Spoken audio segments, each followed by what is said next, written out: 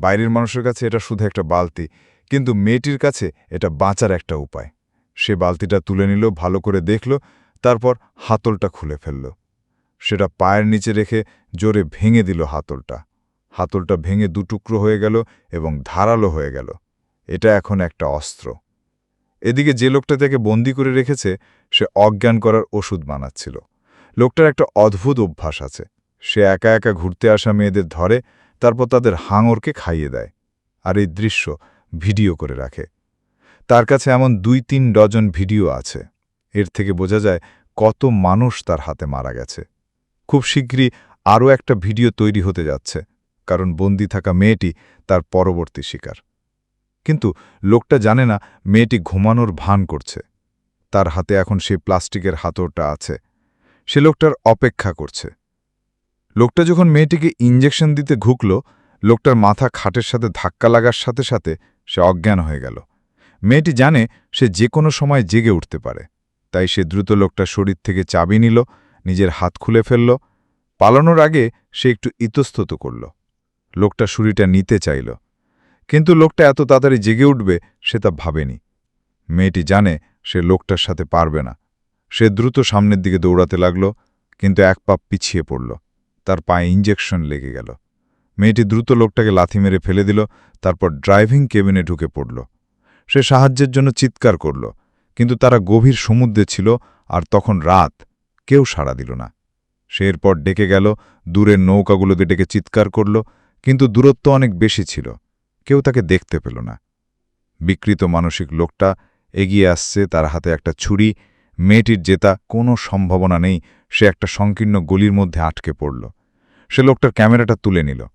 $20,000 ক্যামেরাটা সমুদ্রে ফেলে দিল, তারপর নিজেও ঝাঁপ দিল। মেয়েটি খুব ভালো সাঁতার জানে, কিন্তু ইঞ্জেকশনের কারণে বেশিক্ষণ সাঁতরাতে পারল না। সে জলের নিচে তলিয়ে যেতে লাগল। ঠিক তখনই একটা বড়শি তার হাতে আটকে গেল এবং তাকে টেনে তুলল। যখন তার জ্ঞান ফিরল, সে দেখল সে আবার সেই কেবিনের মধ্যেই ফিরে এসেছে। বাইরে নৌকা ঘাটে আসার শব্দ স্পষ্ট শোনা যাচ্ছিল। এত কাছে থাকার পরেও কেউ তাকে দেখতে পেল না। মেয়েটি এখন খুব হতাশ। হঠাৎ একজন লোক দরজা খুলে দিল। এটাই সেই বন্ধু যাকে সে অস্ট্রেলিয়ায় পেয়েছিল। যদিও তাদের মাত্র কয়েক ঘন্টার পরিচয় ছিল, কিন্তু এই সামান্য দেখায় তার জীবন বাঁচিয়ে দিল। মেয়েটি ধরা পড়ার রাতেই তার ভ্যান গাড়িটি সমুদ্র সৈকতে পড়েছিল। ভাগ্যবশত পরের দিন তার বন্ধু গাড়িটা দেখতে পায় এবং এক দেখায় চিনতে পারে। সে গাড়ির ভেতরে দেখল কেউ নেই।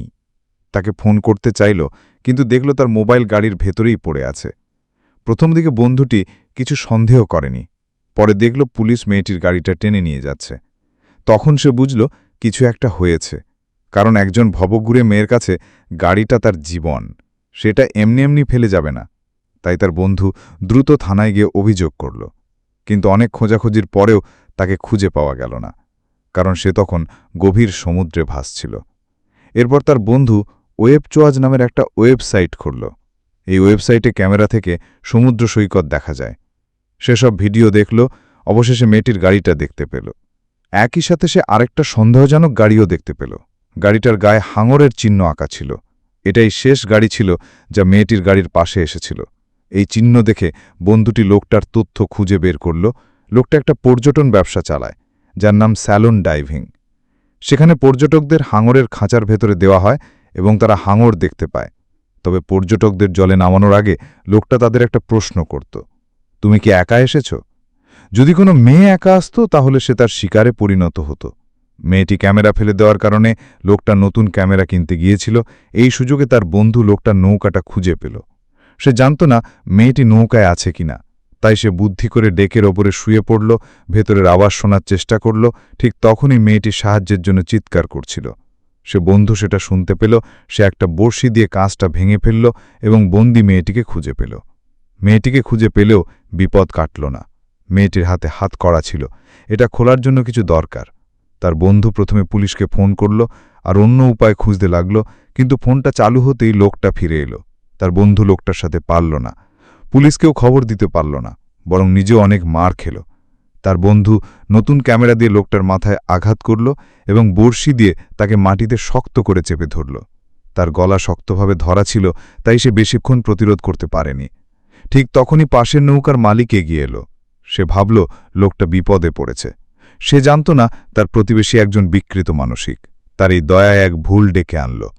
যখন সে কেবিনের ভেতর থেকে মেয়েটির চিৎকার শুনল, সে অবাক হয়ে গেল।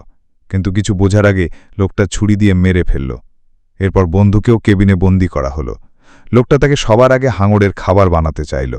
সুইচ টিপতেই বন্ধুকে দড়ি দিয়ে ঝুলিয়ে দেওয়া হলো। কয়েক মিনিট পর রক্তের গন্ধ পেয়ে হাঙরগুলো চলে এলো। এরপর শুরু হলো খাওয়ানোর পর্ব। দড়িটা নিচে নামানো হলো, বন্ধুকে হাঙরের মধ্যে ফেলে দেওয়া হলো। এই হাঙরগুলো খুব শক্তিশালী। তার বন্ধু হয়তো কয়েক সেকেন্ডও বাঁচত না। মেয়েটি তখন জোরে বলল, শান্ত থাকো, তাহলেই হয়তো বাঁচার একটা উপায় হবে। মেয়েটির কথা শুনে বন্ধুটি চুপ করে রইল। হাঙরগুলো তাকে দেখে চলে গেল। মেয়েটির বুদ্ধি কাজে লাগল।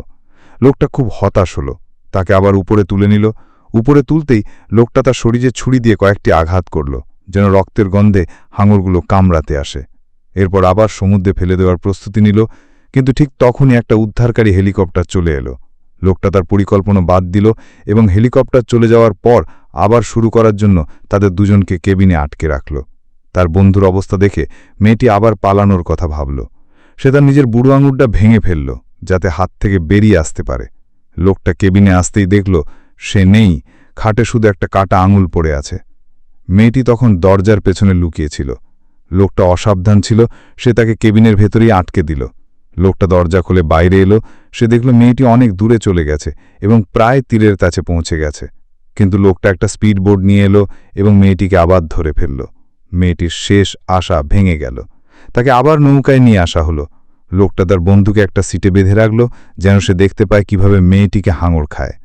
লোকটা দেখল তার পছন্দমতো হাঙর নেই, তাই সে একটা বড়শি দিয়ে সেগুলোকে তাড়িয়ে দিতে চাইল। কিন্তু হাঙরটা বড়শিটা কামড়ে ধরল। লোকটা বড়শিটা তুলে রাখতে পারল না। মেয়েটি এই সুযোগে বড়শিটা তুলে নিল এবং হাঙরগুলো তাড়ানোর পাশাপাশি বড়শিটা উপরের একটা রিংয়ে আটকে দিল।